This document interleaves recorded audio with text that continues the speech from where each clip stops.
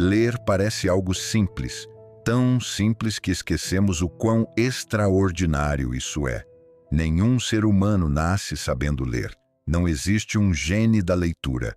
Ainda assim, quando olhamos para uma página, símbolos mortos ganham vida.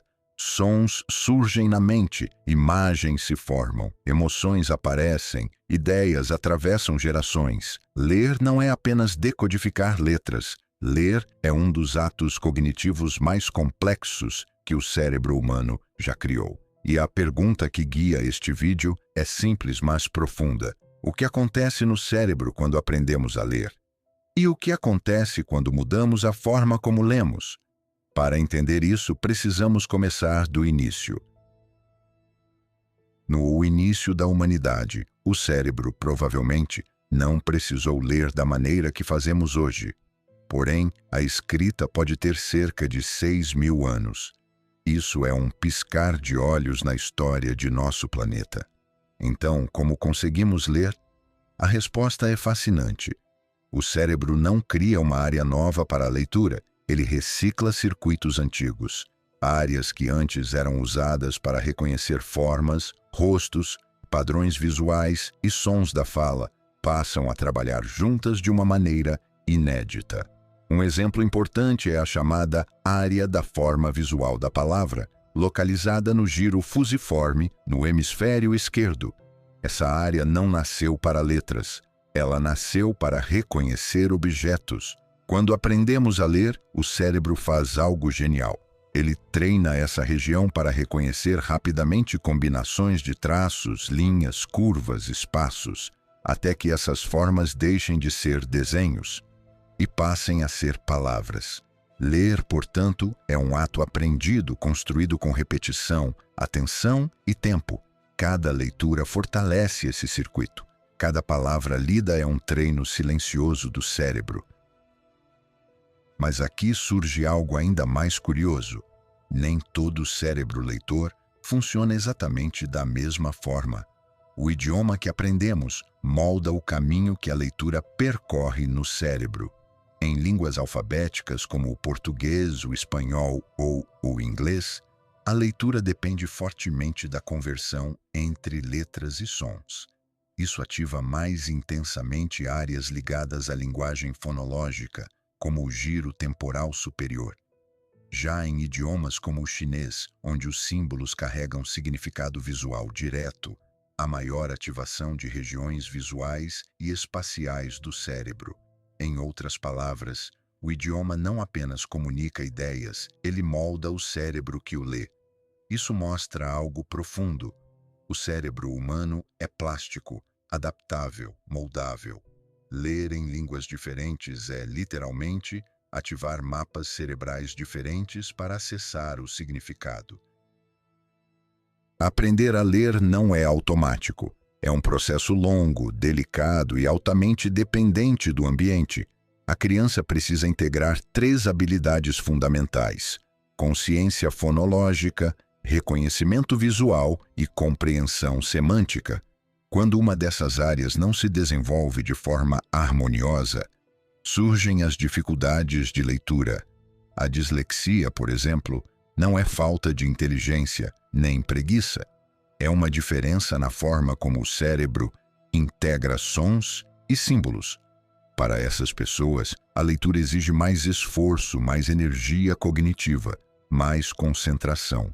Isso nos lembra de algo essencial. Ler nunca é apenas ver letras. Ler é coordenar o cérebro inteiro. E essa coordenação pode ser fortalecida ou fragilizada. E aqui chegamos a uma pergunta inquietante. Se o cérebro aprende a ler, ele pode desaprender a ler profundamente? A resposta não é simples, mas os indícios são claros. O cérebro funciona por adaptação. Ele se molda aos hábitos que repetimos. Quando passamos horas lendo textos curtos, fragmentados, pulando de link em link, o cérebro se treina para a velocidade, não para a profundidade.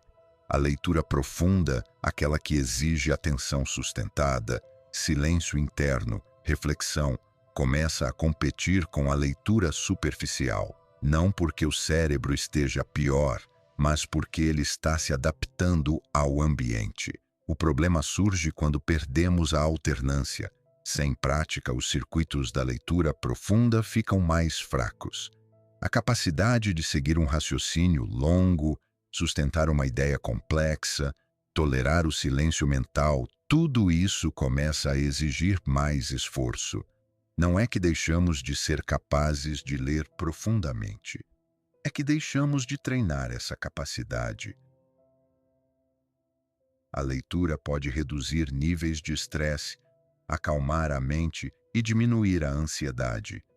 Em estudos, apenas alguns minutos de leitura já tiveram efeitos fisiológicos positivos, como redução da frequência cardíaca e relaxamento muscular, um efeito similar ao que técnicas de meditação ou relaxamento proporcionam. Isso significa que, para pessoas com transtornos de ansiedade ou estresse crônico, incorporar leitura diária pode ser uma forma de coping, estratégia de enfrentamento, complementar aos tratamentos convencionais.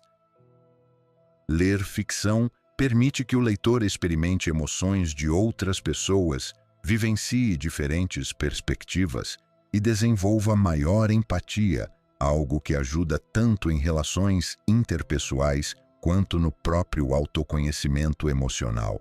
Isso pode ser útil, por exemplo, em pessoas com dificuldades de relacionamento ou baixa regulação emocional, pois amplia a capacidade de reconhecer e nomear emoções próprias e alheias. Vários estudos sugerem que leitura estruturada e leitura com foco em temas positivos ou narrativas envolventes podem reduzir sintomas de depressão e ansiedade. Um estudo controlado com estudantes mostrou que um programa de leitura de histórias, baseado na psicologia positiva, por várias semanas aumentou emoções positivas e reduziu sintomas de depressão e ansiedade, em comparação com um grupo controle. Isso demonstra que, além do alívio momentâneo, a leitura pode ter impacto sustentado no humor e no bem-estar emocional, quando feita regularmente ou como parte de intervenções terapêuticas. No estudo Benefits of Positive Psychology-Based Story Reading on Adolescent Mental Health and Well-Being, publicado no PubMed, adolescentes que participaram de um programa de leitura de histórias durante 5 semanas apresentaram aumento significativo de mindfulness, otimismo, felicidade e emoções positivas, redução de depressão, ansiedade e emoções negativas em comparação com o grupo que não realizou a intervenção.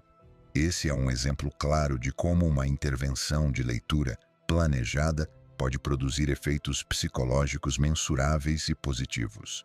Portanto, a leitura reduz estresse e ansiedade, aumenta a empatia e compreensão emocional, pode melhorar sintomas de depressão e transtornos do humor, e encontramos evidências científicas mostrando benefícios mensuráveis em bem-estar emocional. Qual é sua leitura preferida? Deixe nos comentários como sugestão. Ler é mais do que um hábito cultural. É um exercício cerebral. Cada tipo de leitura constrói um tipo de mente.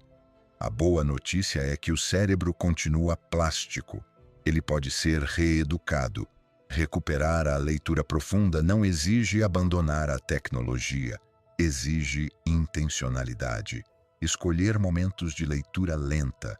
Ler sem notificações, permitir que o pensamento se alongue, porque quando lemos profundamente, não estamos apenas consumindo informação. Estamos treinando o cérebro para pensar, sentir e compreender com mais profundidade. E isso talvez seja uma das habilidades mais importantes do nosso tempo. O que achou desse conteúdo? Fez sentido para você? Estamos muito felizes por ter assistido o vídeo. Seja um apoiador de nosso canal. Nos apoie deixando seu like, comentando o que achou e compartilhando com seus amigos e familiares. Lembre-se também de se inscrever no canal e ativar o sininho, é algo muito importante para nós. E fique à vontade em deixar sugestões para os próximos vídeos. Nosso e-mail e outras maneiras de apoiar o canal estão na descrição do vídeo. Muito obrigado por estar comigo até aqui.